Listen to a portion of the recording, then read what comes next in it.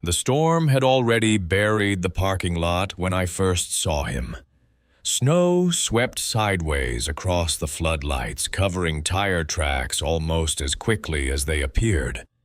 I remember the sound of the doorbell chime echoing through the empty lobby, a sound that carried differently in winter, sharper and more hollow. He stepped inside without a word, brushing the snow from his coat.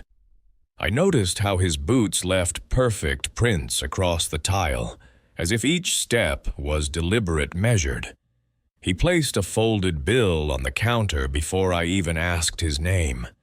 "Let me know where you're listening from tonight, and if you've ever had a moment where someone seemed to carry a secret you weren't meant to know. And if these quiet stories keep you company, you might think about subscribing so you'll have more of them waiting. The next time you can't sleep." My name is Dana Ellis. I was 37 when this happened, working nights at a mountain lodge in central Colorado. That was almost 20 years ago now, but I still remember the weight of that storm. The lodge sat halfway up the pass where winter storms could roll in fast and stay for days. I took the night desk job after my divorce, trading the noise of Denver for a quieter life in the mountains. The hours suited me, though the nights were often long and lonely. On storm days, it was mostly silence, broken by the heater clicking on and the snowplow rumbling down the highway below. That night, the snow began early heavy flakes plastering the windows by dusk. By 9 o'clock, only a few guests had arrived, families who'd checked in before the roads turned bad. Most travelers avoided the pass in weather like that, but just after 11, I heard the doorbell chime and looked up to see him standing in the entryway. He didn't rush to get inside the way most people did when escaping the cold. Instead, he paused just beyond the threshold, scanning the lobby with an expression that never changed. He wore a dark wool coat buttoned to the throat and carried a single canvas bag, the kind that looked older than he was. He didn't give me a name when I asked, just pushed a driver's license across the counter without speaking. The photo was old, the address somewhere out near Cheyenne. His eyes in the picture looked the same as in front of me, gray, unreadable, fixed on something just behind you.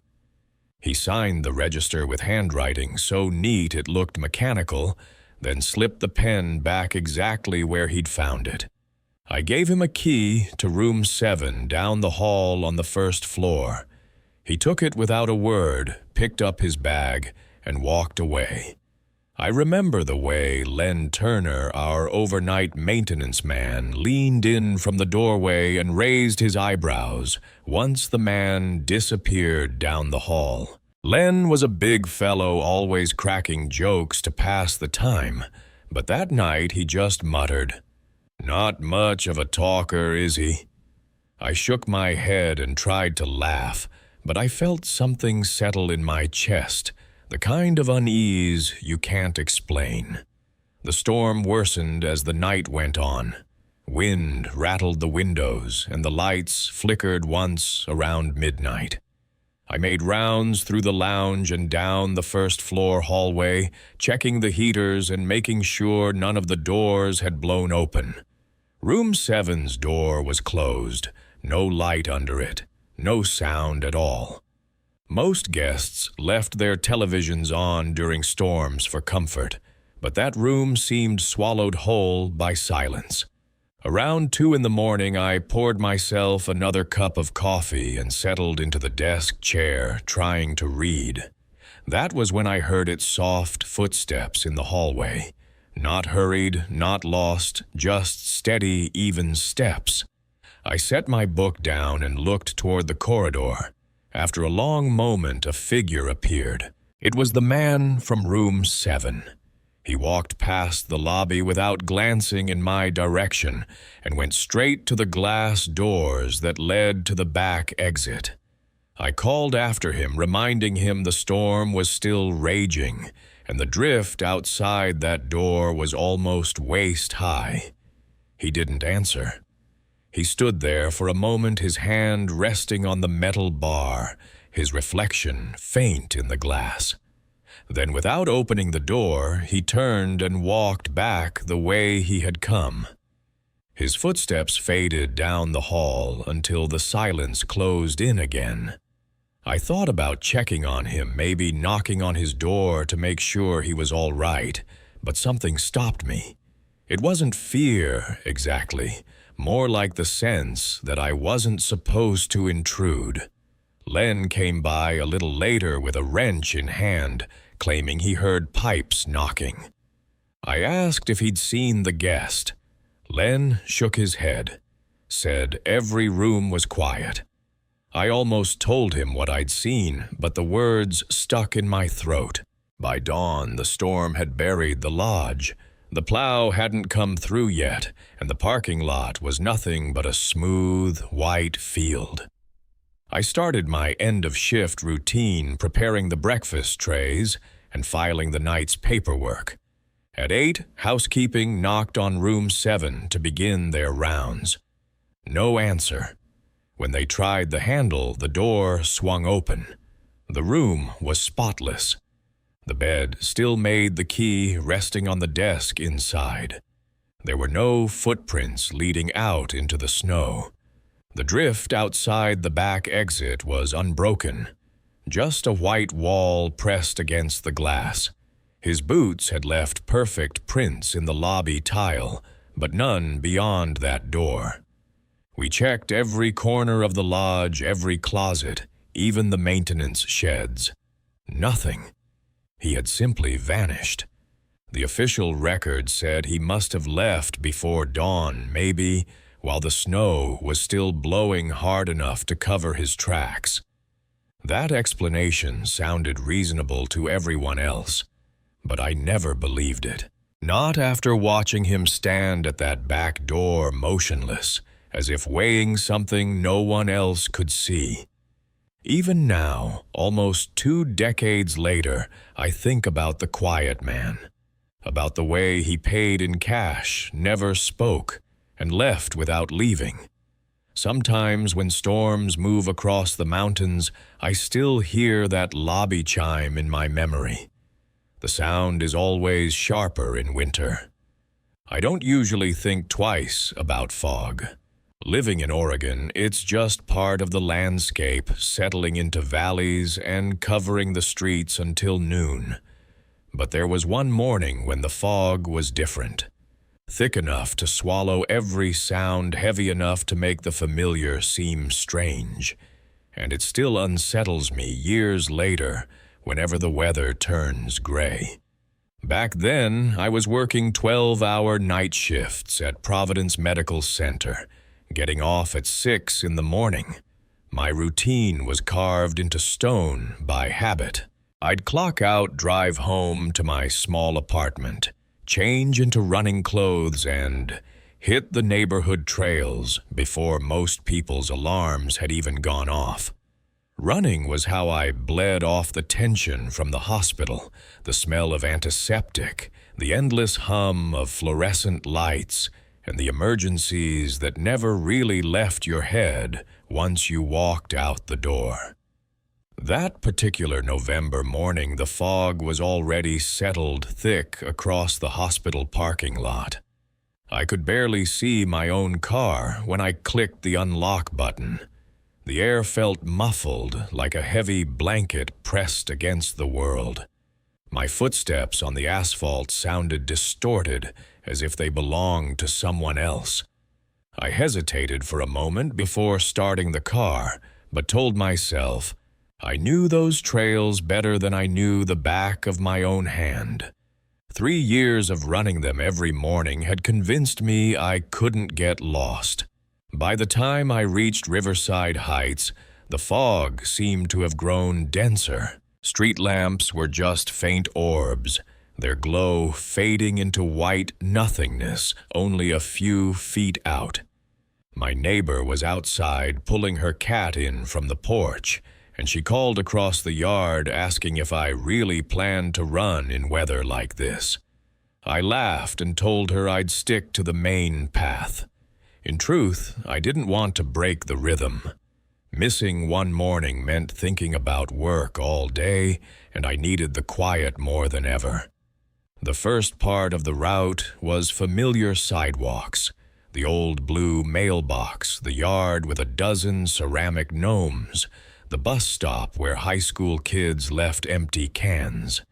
But as soon as I turned onto the trail entrance, the world changed. The fog seemed to pour out of the trees thicker and heavier than anywhere else. The path narrowed into a tunnel of shifting gray, the kind that makes you feel as if the ground itself is moving under your feet. My pace slowed to a cautious jog. I kept nearly stumbling over roots and rocks that appeared at the last possible second. The silence was the strangest part. Usually I'd hear birds overhead or the distant traffic from the main road. That morning there was nothing. My breathing sounded too loud, echoing back at me, like someone else's breath, only a few steps behind. Each time I looked over my shoulder, there was only fog. About 10 minutes in, I reached the fork in the trail. Left went deeper into the woods, winding toward the creek. Right looped closer to the neighborhood. Every morning I had taken the left path for the challenge of its hills and the long straightaway that let me push my pace. But that morning, standing at the fork, I hesitated. There was a weight in my chest, not fear exactly, more like resistance, as if my body was trying to tell me something my mind ignored. After 30 seconds of staring into the fog, I shook off the feeling and turned left. The deeper I went, the stranger everything became. Trees appeared suddenly out of the fog, their dark trunks looming. Only once I was close enough to brush the bark with my fingers. The path that I knew was wide felt like it had shrunk into a corridor. My sense of distance was slipping too. I thought I should have reached the wooden bridge by then, but the trail stretched on endlessly. When I finally reached it, the sound of my shoes on the planks was dull and flat, not the hollow echo I expected. That was when I heard the humming. It was faint at first, barely louder than the creek below, but undeniably human. A woman's voice humming a broken tune that kept starting and stopping. I froze on the bridge, my pulse spiking. The sound came from somewhere ahead, but in that fog ahead could have meant 20 feet or 200. I called out a cautious hello. The humming stopped instantly, replaced by silence so deep it made my ears ache. Then came the footsteps. Slow, uneven dragging. A figure emerged from the fog, and the first thing I saw was her hair, long tangled, streaked with something that looked like mud. She wore a nightgown, torn at the shoulder and stained dark. Her feet were bare, each step leaving a smear of red across the damp boards. When her face came into view, I felt my stomach tighten. Her eyes were wide, and unfocused pupils so large they swallowed the color. Her lips moved as though she was whispering something only she could hear. She clutched something in her right hand, dark and wet. When she noticed me, she tilted her head, then smiled faintly as if she recognized me. "I found it," she said, her voice calm, almost relieved. She lifted her hand. In her palm lay a severed finger still wearing a gold wedding band, the knuckle ragged and fresh. The red nail polish was chipped at the tip. My breath caught and I instinctively stepped back. She looked down at the finger as though surprised to see it there. "This isn't mine," she said softly. Every instinct I had told me to run, but my training kept me rooted. She was injured, bleeding from her feet and hands, clearly in some kind of psychological crisis. I spoke slowly, keeping my voice even. I told her I was a nurse, that I could help her, that she was safe. Her smile faded into confusion. He took everything she whispered. I had to search, under the floorboards, inside the walls, everywhere. But this one was in his pocket. She laughed, brittle and sharp, and I noticed her fingernails were torn, packed with drywall dust. My phone shook in my hand as I dialed 911, trying not to break eye contact with her.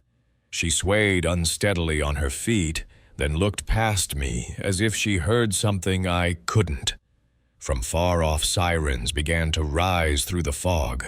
The woman stiffened, her whole body trembling. "They're coming," she whispered. "They always come for me." Without warning, she turned and stumbled into the gray, vanishing, as though she had been swallowed whole. I stood frozen on the bridge, the operator's voice tinny in my ear, asking questions I could barely answer. Police officers reached me minutes later, their flashlights cutting harsh lines through the fog. I told them what I'd seen, and they listened with tight faces before running in the direction she had gone. Another officer stayed with me, guiding me back toward the trailhead, where red and blue lights flickered faintly through the haze. That was where I learned the truth. Her name was Diane Holbrook. She had escaped from a psychiatric facility 3 days earlier, after attacking staff with a knife. Hours before I saw her, she had broken into her husband's home 2 miles away. He survived, though not without terrible injuries to his hands. The finger she carried had belonged to him. They found her later that morning. Under the bridge I had crossed, hypothermic and unresponsive. She was taken back into custody, though by then she seemed more like a shadow than a person. I took a week off from running after that, and when I did return to the trail, I never again ran alone in the fog. Even now, when the mornings turn heavy and gray, I sometimes hear humming on the edge of silence. It drifts through the fog like a memory. I wish I could forget. That's when I turn back. Always. The last time I broke into a house was in Sacramento, and I'll never forget what I found inside. I was never proud of the life I was living then, but survival has a way of blurring right and wrong. Back in 2018, I was 33, working off and on in construction, and taking whatever odd jobs came along. My mother had gotten sick that spring, and the medical bills stacked faster than I could keep up.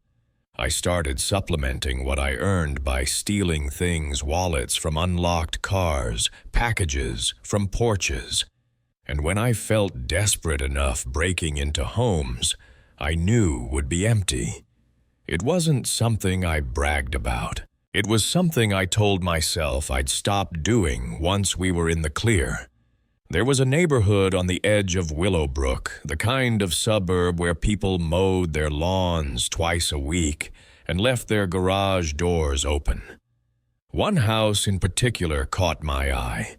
A 2-story with hedges grown high enough to block the view from neighbors, owned by a paramedic named Christopher Walsh. I had watched him enough to learn his schedule 4 days. On 3 off, always leaving at 5:30 sharp in his Navy uniform, with a medical bag slung over his shoulder. That Thursday evening, I saw him drive away just like clockwork, and I told myself this would be an easy job. By midnight, I was parked down the street in my Corolla, staring at the dark house through the windshield. Only the porch light was on. It felt too easy, but desperation has a way of pushing aside doubt. The back door was fitted with an old pin tumbler lock I could pick without much thought. There was no alarm system, nothing to suggest Walsh worried about security.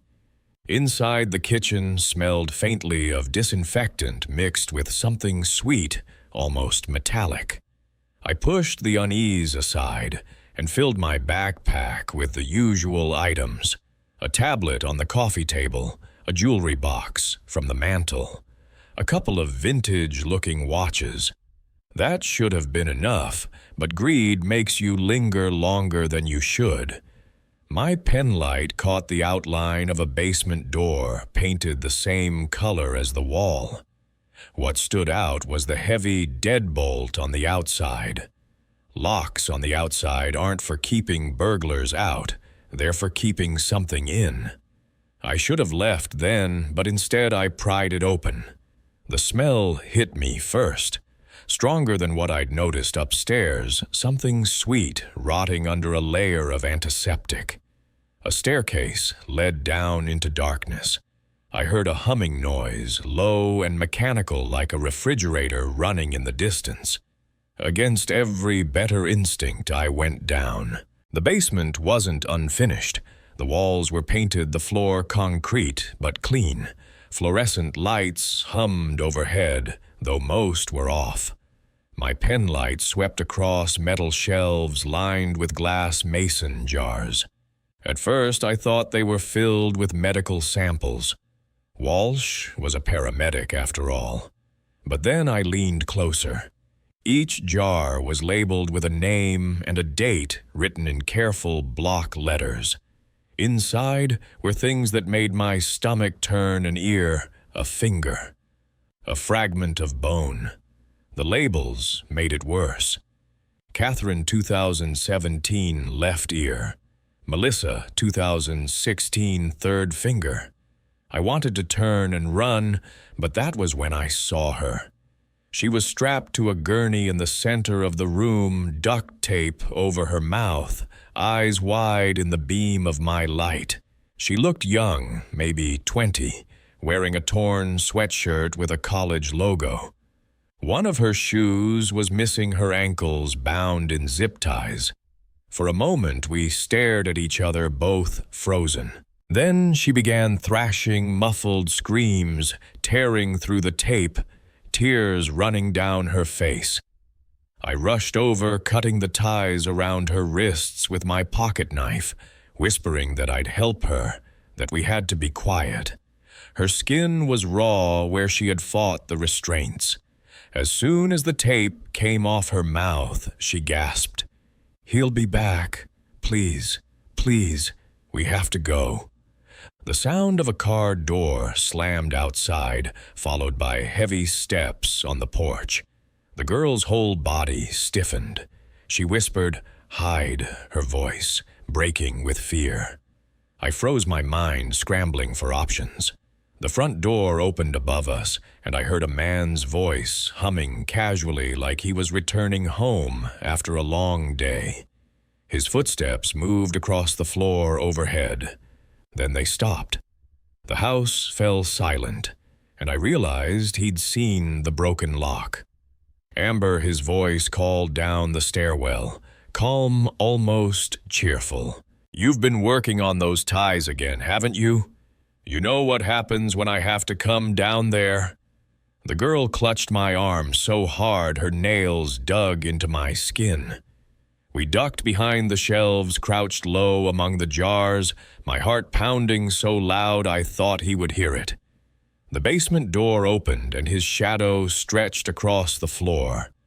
Walsh was broader than I expected still, in his paramedic uniform badge glinting in the dim light. He walked slowly among the shelves, his fingers brushing the jars like he was choosing a wine. "Strange," he said softly. "I know I locked this door." He spoke with the casualness of a man who had done this routine many times before. He mentioned a cardiac arrest call earlier, an elderly woman who hadn't made it. He said the family thanked him, never knowing that death always followed him home.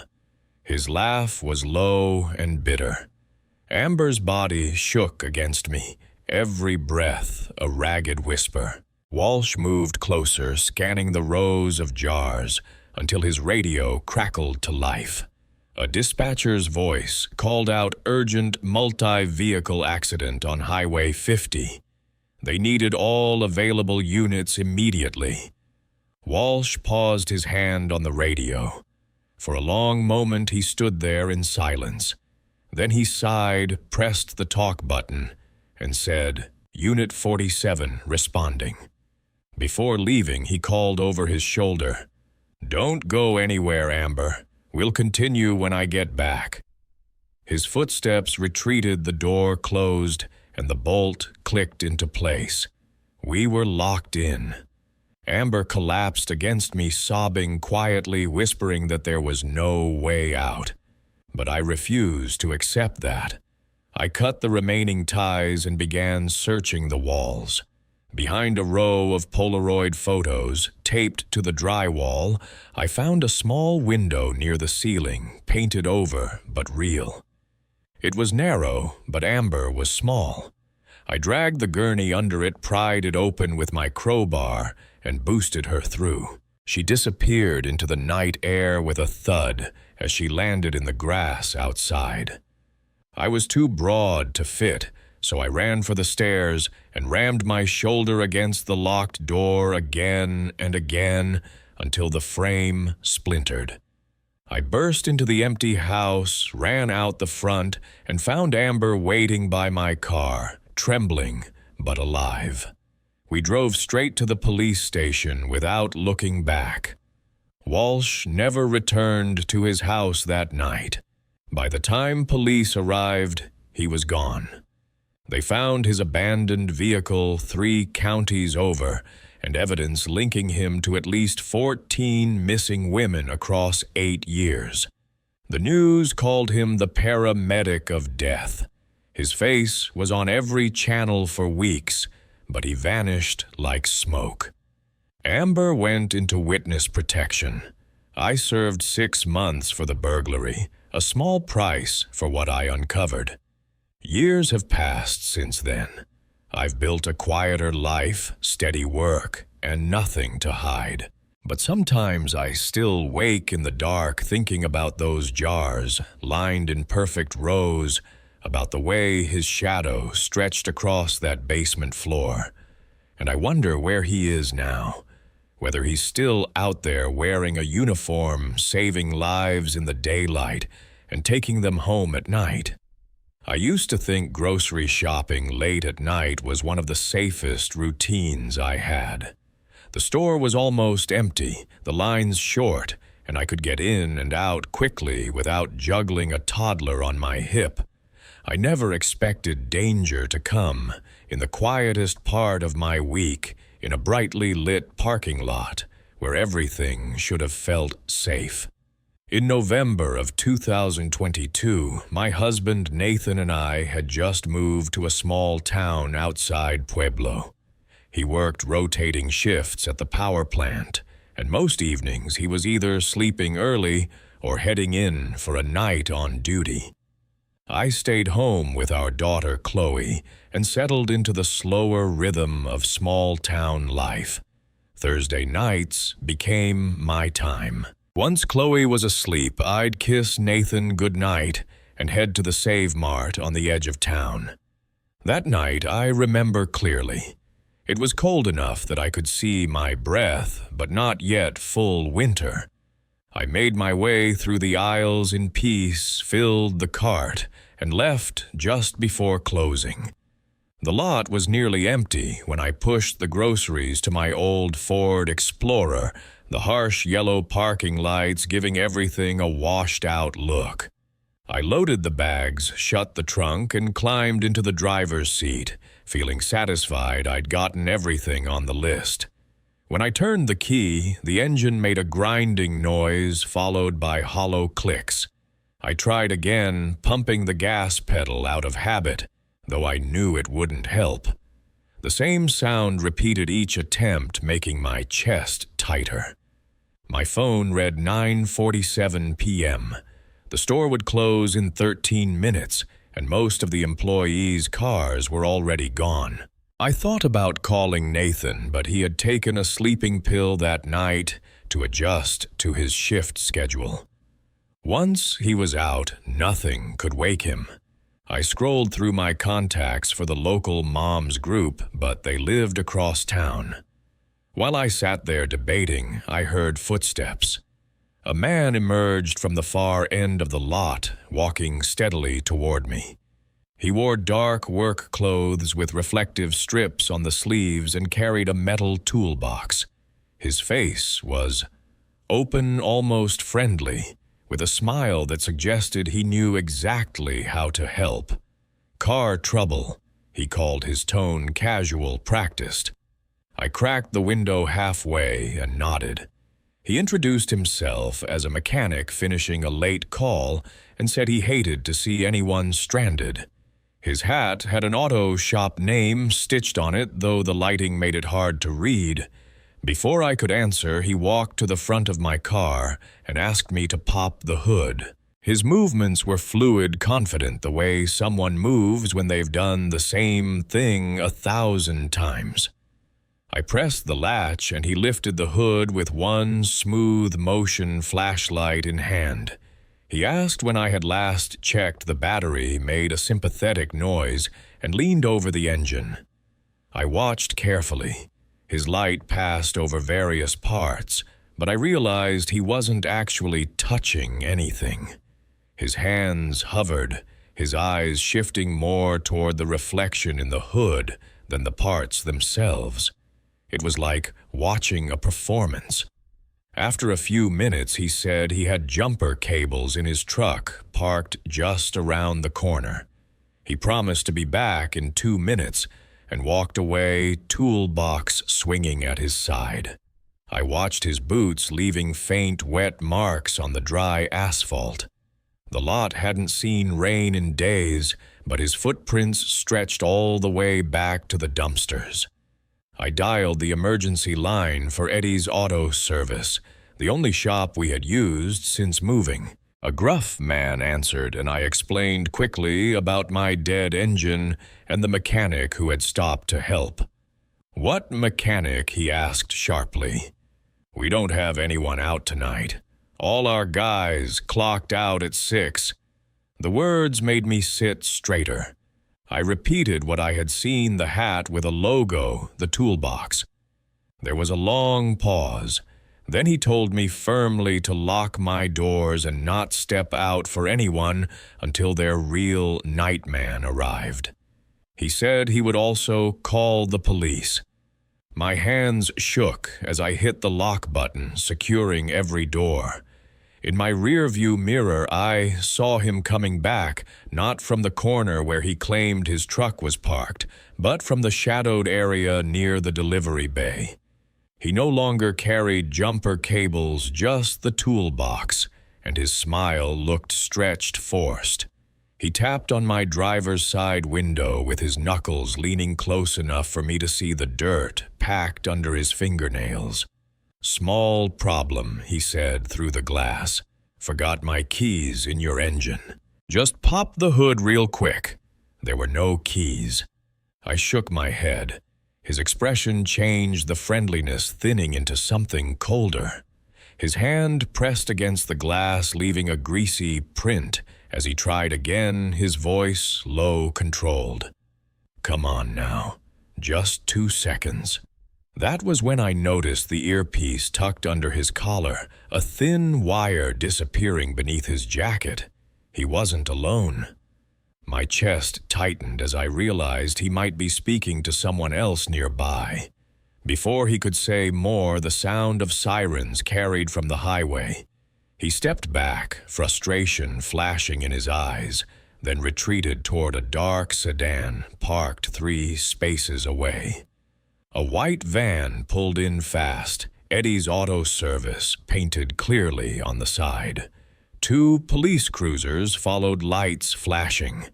The sedan's engine roared as it tried to pull out, but one cruiser blocked the exit and the other gave chase. The imposter jumped inside, and for a moment his face lit in the dome light stripped of its fake friendliness. It was pure calculation, sharp and cold.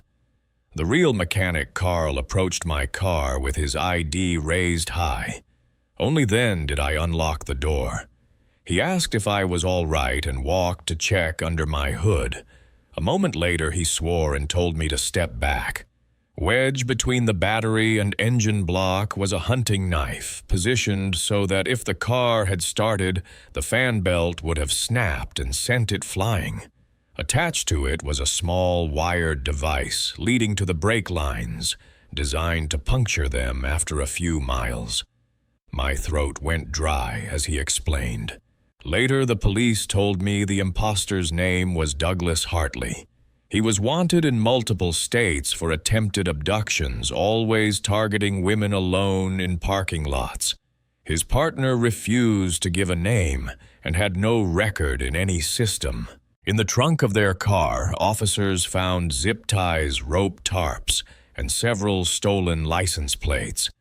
I drove home that night with Carl following close behind my daughter, asleep inside the house, and my husband still unaware of how close I had come to never returning.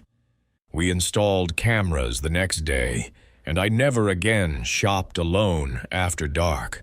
But what I think about most is how close I came to rolling down that window a little farther, to trusting that smile a second time.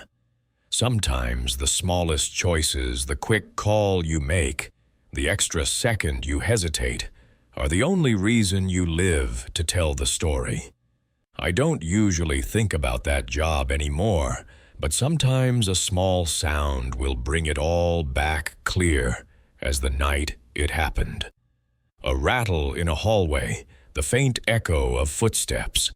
In a place that should be empty, it's enough to stir the memory, and I remember why I never wanted to work nights again. Back in 2019, I managed a distribution warehouse on the edge of Allentown. It wasn't glamorous, but it paid well enough, and I liked the rhythm of night shifts. The building was massive, a long stretch of concrete and steel, with aisles that swallowed sound and dim sodium lights that hummed overhead. I supervised about 10 guys, though turnover was high. Most new hires didn't last more than a few weeks, either bored or spooked by the hours. Wesley came on in November. He was in his mid-20s, wiry, polite, with a habit of keeping his head down. He worked harder than most, and never complained, though there was something off about the way he moved through the aisles, like he was memorizing the place. At first, I chalked it up to nerves, but a few of the guys whispered that he lingered too long. By the loading bay cameras staring at the screens when he thought no one was watching. That night started quietly. We had a shipment delayed, so only half the crew was scheduled. Around 1 in the morning, I was in the office finishing paperwork when I noticed Wesley hadn't clocked his break. I figured he was stacking pallets in the back, but when I walked the aisles, I didn't see him. The silence pressed in, broken only by the whir of a conveyor belt and the occasional creak of settling steel. I checked the security monitors. On one screen, I caught a glimpse of him near Bay 14, standing perfectly still, facing away from the camera. I switched to the next angle, but by the time it loaded, the space was empty. I scanned the rest of the feeds, but he was nowhere to be seen. That wasn't possible. There was no exit without tripping a motion sensor. I grabbed my flashlight and made my way down. The warehouse always felt different on nights like that, when a person's footsteps seemed to follow behind, and the shadows leaned closer than they should. Bay 14 looked deserted, except for a single pallet of shrink-wrapped boxes. On top sat Wesley's ID badge. No jacket, no hard hat, just the badge carefully placed dead center. I called out his name, my voice echoing through the racks. No answer. I walked further in, sweeping the light across the shelves. The beam caught movement in the corner too quick to make out, like someone ducking behind a column. My chest tightened. I tried again, calling for him, but the sound that answered wasn't a voice. It was laughter, short and clipped, bouncing strangely off the steel walls. I radioed the others, told them to stay where they were, and called the police. Officer Brewster arrived 15 minutes later, his cruiser lights throwing color against the warehouse walls. Together we searched every aisle, every loading dock, even the restrooms. The building was sealed tight, doors locked, alarms set. Wesley was gone, as if he had never been there. When Brewster reviewed the tapes, the footage didn't make sense from 12:58 onward. Every camera inside Bay 14 flickered static rolling across the screens. For 3 minutes, nothing registered, just white noise. When the feed cleared, Wesley was gone. The badge remained. The police filed it as a missing person case. His apartment was empty by the next day. No clothes, no toothbrush, no trace that anyone had lived there. The landlord swore he had moved in just 2 weeks before, paid cash, left no forwarding information. Months later, when I was clearing old storage drives, I found an archived clip from the week Wesley started. It showed him clocking out at dawn, walking to the exit. What unsettled me was the reflection in the glass door. His face didn't line up with his body. The smile was there before he turned his head, frozen in the wrong angle, as though it belonged to someone standing just behind him. The case never went anywhere. The warehouse shut down 2 years later, bought out by a bigger chain. But I still see that flicker when I close my eyes. Wesley standing in the shadows, watching the cameras, waiting for someone to notice.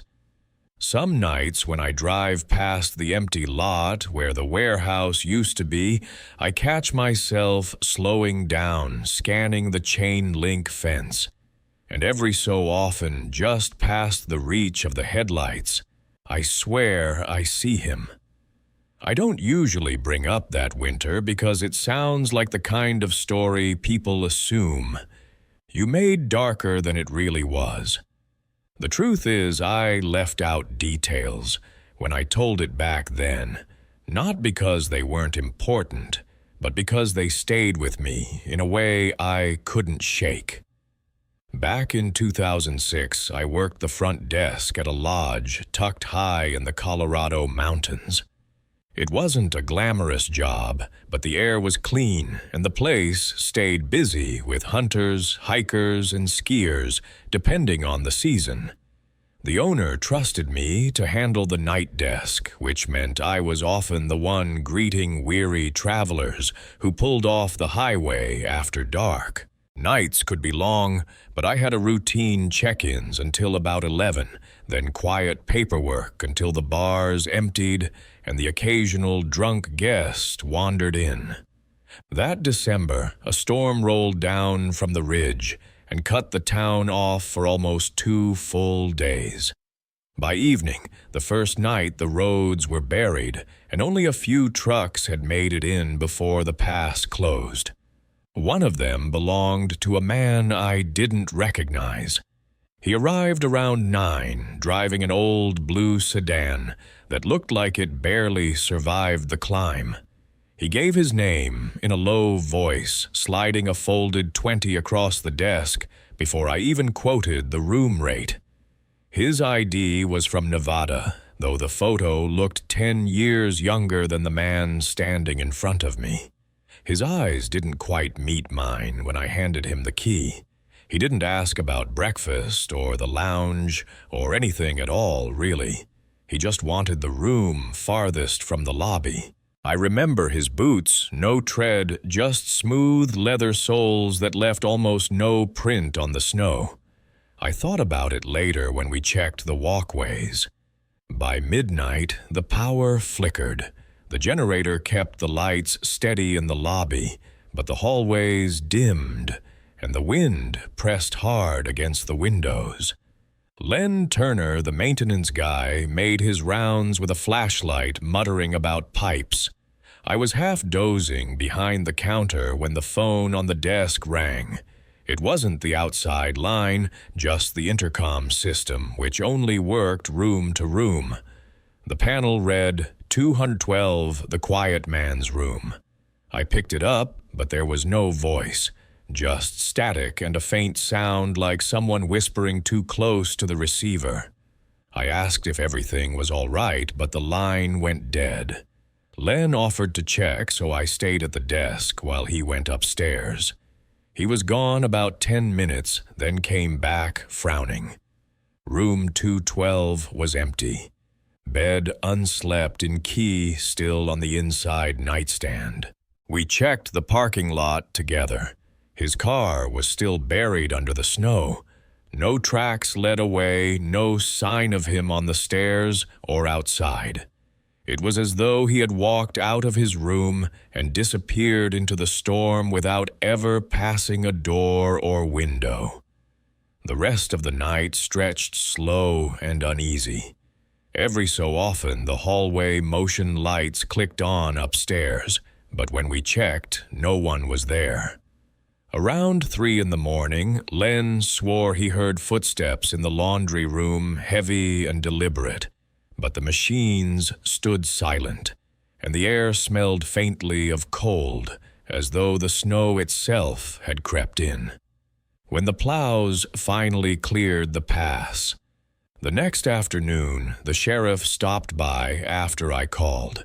He searched the room, found nothing but a damp towel and the folded 20 still tucked under the TV guide.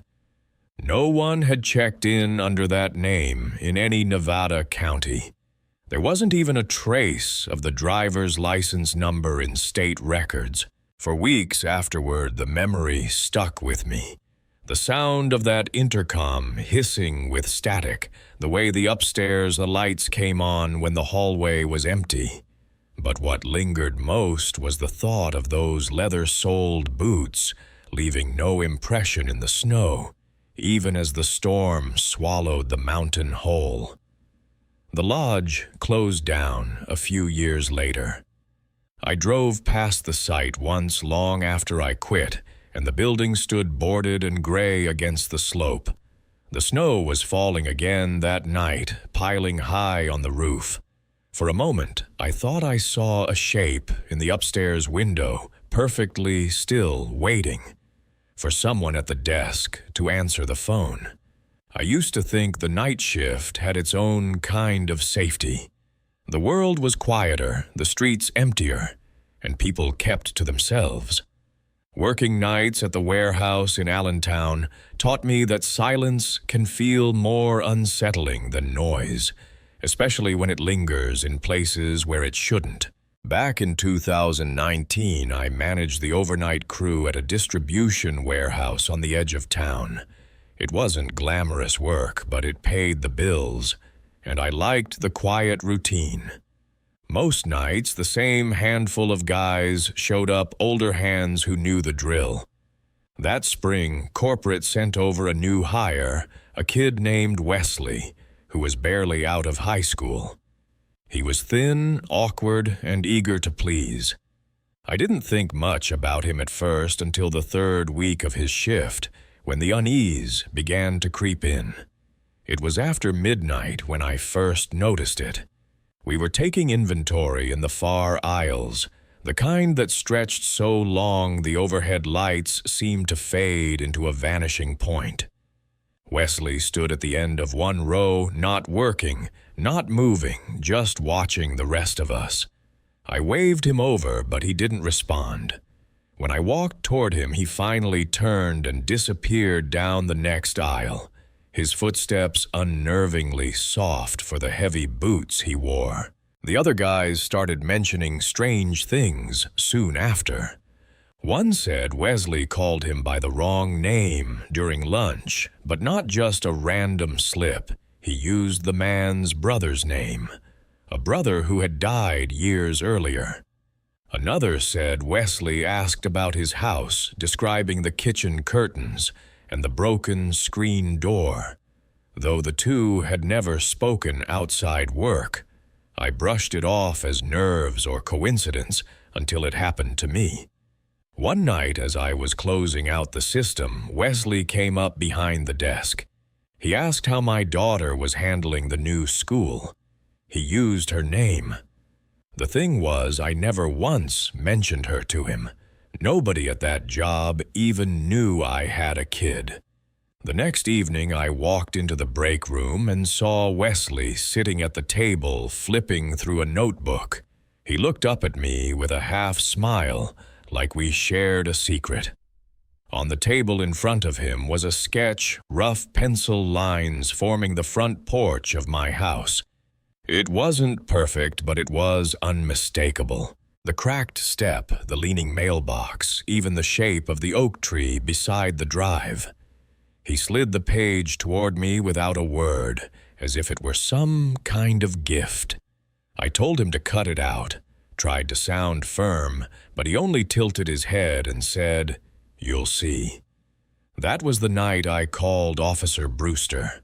The police came just before dawn, and we found the notebook in his locker. It wasn't filled with inventory notes or idle doodles.